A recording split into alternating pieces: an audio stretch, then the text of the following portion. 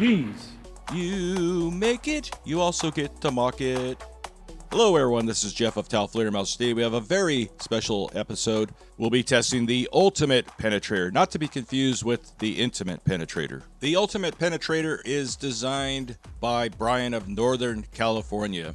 And yes, we have finally got a playlist together of all of Brian's creations. This projectile consists of a clear PVC jacket or body with a epoxy filler on the inside, but most notably it has a 1/4 inch pure tungsten core.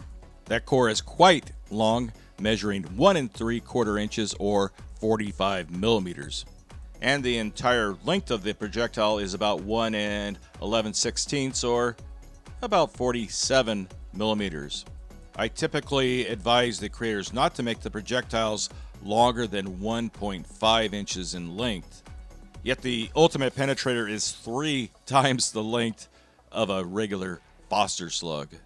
The weight of the Ultimate Penetrator is exactly 40 grams if you use drug dealer measurements. That translates to 1.41 ounces or 618.8 grains. Now, the excessive length of this projectile definitely gave us some challenges as far as just fitting it into this 3-inch shell. So we have to use some pretty short components like the short gas seal and the short fiber wad. And surrounding the projectile is a 2-piece discarding sabot. The purpose of the sabot is to keep the projectile centered in the barrel and also engage the rifling so that we have spin stabilization. Now let's head out to the test range and see how well the Ultimate Penetrator performs. Hi, Brian from Northern California here. Hi, Brian from California here. Today we're going to shoot the Ultimate Penetrator. It's a tungsten core. Wait a minute, you designed that slug, right? It's kind of heavy. You're the first guest shooter that actually shot his own slugs. Right, we thought it'd be fun to have me out here and shoot my own creation, and so this one is designed as a penetrator. So we're going to shoot some hard targets today, and maybe Jeff will surprise us with something else, I don't know.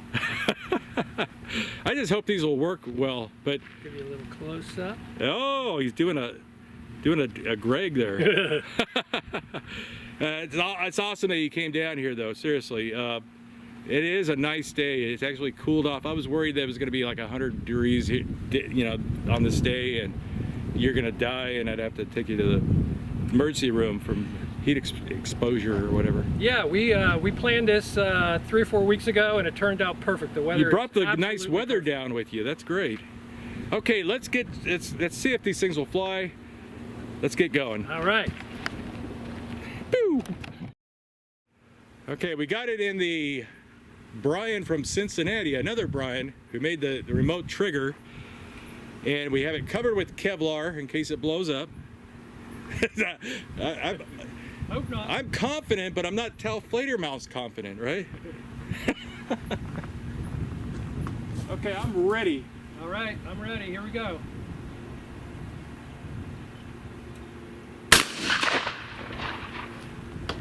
Did we get a reading on the chronograph? No. Ah!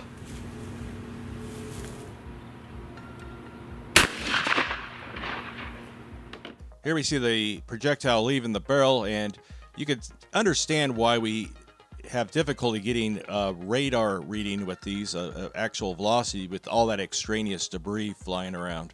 We can see an impact on the right side of the dummy around his shoulder area. Then we see another impact on the Kevlar vest itself. So it definitely looks like the projectile did not stay together. Let's take a closer look at the dummy and see what we can find. But you can see something that is about the length of the slug right there. And what did you find, Brian? Well, the tungsten core is no longer in there. This epoxy stayed in, and this is PVC, and the base plate is gone. Yep. It looks like the tungsten maybe came out and this just hit sideways, or it could have still been in there. We don't know. Yeah, we're gonna have to look at the footage and everything and see. The epoxy is still, it's not spinning inside the PVC, so it's still connected to the PVC. Yep. We just don't know if the tungsten core flew out. Yeah, we were spinning these things up to, 28,000 RPM or whatever, and that tungsten core, of course, doesn't want to rotate, so it might just spin out from inertia, and we might see them flying separately. Okay, let's put another target up there and try another shot, and I'll zoom in on the target and see if we can see a little better of what's going on. Okay, Brian brought a nice target down. He thinks it's mild steel. Okay, I'm ready. Fire in the hole. Jeez. I think you hit it. Jeez. Now, even though we're using a rifled shotgun, we don't seem to have enough spin to stabilize it. And if you're curious what these would look like coming out of a smoothbore, that's what they would look like. Now, remarkably, it was still pretty accurate, and it's interesting how the tungsten core and everything else pretty much disintegrated on impact. I don't think we've ever tested a pure tungsten projectile before. Tungsten carbide and tool steel, definitely we have. All right, Brian, it's not looking very good. Yeah, it's that tungsten core is so heavy that it almost punched through its stainless steel base plate. We've never seen that before on any of you. That plate's usually extremely tough. Yeah, it Wow. stayed with it though. We found the base plate here. Somehow it didn't self-destruct. It hit dead center, but it hit sideways, and you can see here's the tungsten core piece of it. Oh, it is. I thought that was a part of something else. No, that's a oh, piece look of at the that. tungsten core. You can see it dented. 3/8 inch thick mild steel. There's a big dent right there. It knocked all the rust off or whatever. Oh my God. But it, even though it was sideways, it made a pretty deep, that's at least 1/8 of an inch deep, maybe 3/16. That's pretty good. Quite Man, a if quarter. it just stayed together. A chunk of it. I can't get it out. It's welded in there. Wow. And it split it. Jeez. The rest of the core went flying off. Yeah, none of it came flying back at us, which is always But I was a good aiming day. dead center, and that's where it hits. You're right, yeah. That's the one good thing. It's accurate, but And it just, seems to have held together till the end, but boy, it sure looked like it on the high it speed, yeah. stressed that back plate a lot. Yeah, it's a learning curve, man. It's like, maybe you should have cut those in half. Yeah, maybe that, I think that tungsten core weighs at least an ounce. Right, all in that, maybe it's only a 1/4 inch, so that's Yeah. all that force, 10,000 PSI or so, concentrated on that small little area. All right. Well, let's decide what we want to do next. It was flying sideways, so. Yeah. So it looks like the tungsten core, it was actually pushed out the back and extended out of the back of the projectile, and we call that inertial setback. Yep, I had a feeling these might be a bit challenging to make work. Fire in the hole. Ooh, holy shit. Think you got it. I can feel the shock wave off of that. Ooh. Another case of, in real time, it looked great, but in slow motion, we could see what's happening. It's not very stable. What am I talking about? It wasn't stable at all. But an ounce of tungsten slamming against an AR-500 plate still does a lot of damage, and it's kind of impressive how it flexes like that, like a cymbal. Another sideways flyer. I think we're having problems with the sabos getting cooked. Can you see this? Is it reflecting? Yeah, that's good. Yeah, it hit sideways. Kind of exactly where you're aiming, though. Yeah, I was aiming right there. And it made a pretty good bulge in the back of this AR-500 steel, and it shattered half of the block off behind it. And we found the sabos. Yeah, those are very telling. Fried. So my assumption is that tungsten doesn't want to move. The plastic is taken off. It's pushing the base plate out, and flame front's getting around those gas seals. It could be. Just frying these things. And then we don't have any contact with the barrel to give it spin. We got a reading of 763 on one of them, so that would be consistent. Something was going 763. Could have been anything. You may not hear it on camera, but when it fired, it sounds a little poppy, like you're shooting, like a rubber ball out of it or something. You Okay. can hear it's not. I never Doesn't heard have that the term full before. force, so. It's poppy. So we're gonna try this one again. I really hope we have better luck this time. I'd like to just, even if it separates from the Yeah, plastic, I'd like to see the core hit like it did on the block straight. I'm hoping that wasn't a fluke. Right, fire and hole. Okay. I saw something hit all the way back. I did too. That was screaming too. It just seems to be getting worse. And we can see that the body and the core has separated, and the core is actually broken into two pieces, and one piece slaps into that plate and totally disintegrates. And before you leave in total disgust, stick around because we have a really unusual and remarkable shot that I think will impress you. Just hang in there. Sometimes we have the victory, and sometimes we have the agony of defeat. That's right.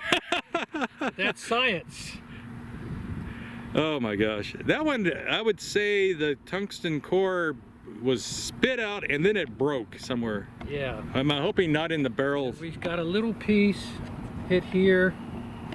Made a pretty good dent, maybe 1/8 of an inch deep in the AR 500 plate. That is pretty good. We're not seeing any damage whatsoever to the shell. There's Yeah, no all the- bulging, the primer's well embedded, the brass is perfect, but we are seeing these sabos get fried, so Yeah. we're losing integrity somewhere. It's not flying fast enough, and it's breaking apart sometimes, and generally flying sideways, so Yes. it was worth a try. It's tough getting a long, skinny, heavy thing propelled without Yeah. it blowing out the back of everything. Yeah, when I epoxied those in, the surface of that tungsten's pretty rough, so I thought that epoxy would hold really well. And there was so much And surface area the there. one we found that we shot into the dummy, where the tungsten came out, the inside of that epoxy where it came from is polished like glass. So Wow. that thing spun its way right out of there. Yep. All right.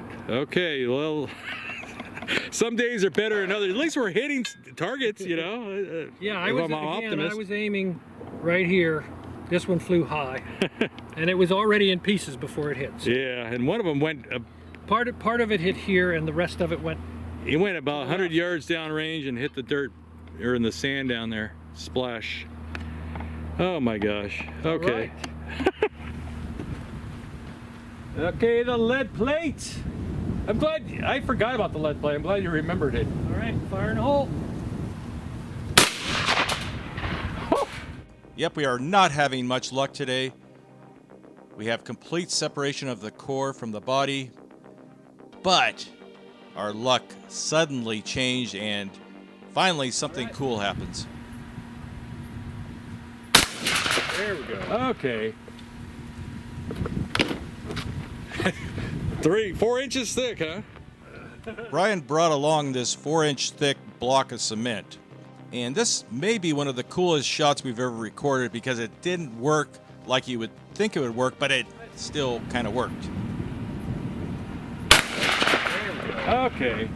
Now the projectile did come completely apart, but that 1 3/4 inch long piece of tungsten was stable in flight. It somehow got enough spin or something to stabilize it, and it flew as straight as an arrow, pretty much right through that 4-inch block of cement. Yes, sometimes we just get lucky, and thankful we have something cool to show you in this test. A very frustrating day when things don't work out well, but it is a big surprise when things suddenly do work, kind of, sort of. And just a quick reminder, if you haven't done it already, we always appreciate if you give the video a thumbs up or even a thumbs down if that's what you are into. And we always appreciate your comments. We love reading your comments. We try to reply to as many as possible. Sometimes it's overwhelming, but I eventually get to most of them. Now I'll just shut up and let's take a look at the damage. It's pretty cool. I would call that a success or a happy accident. I'm not sure which. Yeah, I found one of these centering jigs that holds the tungsten core in before the epoxy's poured in the Okay. PVC jacket. And as you said, it came out of the PVC epoxy vehicle Just on its own, but it did tunnel through this concrete. You can see a clean cylindrical concave path. It's not how it was supposed to work. Somehow it worked to stabilize just the core, spun the core out, but it was looks like the spinning and base flying plate. like an arrow. Base plate probably hit here, Yeah, I saw a secondary impact there. That's absolutely impressive. but that's cool. You see it, naturally it would blow out the back. So you try to piece it together. We're gonna be giving those pieces away on. This is what it looks like coming out. Oh, you're coming good out at the puzzles, back. man. And again, it did tunnel. It's turned a little as it hit. It hit here and turned down, but somewhere there's a bent tungsten core. I bet it's not bent. downrange. It's probably in perfect condition somewhere. Where? I don't know. Anyone see it? Anyone see it? Anyone? Well, even with failures, we learn a lot. And one thing we learned is there are kind of length limitations. It's very difficult to stabilize a really long projectile, for one. It's also very difficult to support a very thin, dense, skinny little rod without it blowing out the back of the wad and everything like that. But it was an epic moment to have Brian drive all the way down here, fight all the traffic, just so he could shoot his own slugs. And we really appreciate him taking that time and effort. Jackson Roy Kirk, your creator, is dead. You have mistaken me for him. You are in error. You did not discover your mistake. You have made 2 errors. You are flawed and imperfect. And you have not corrected by sterilization. You have made 3 errors. Error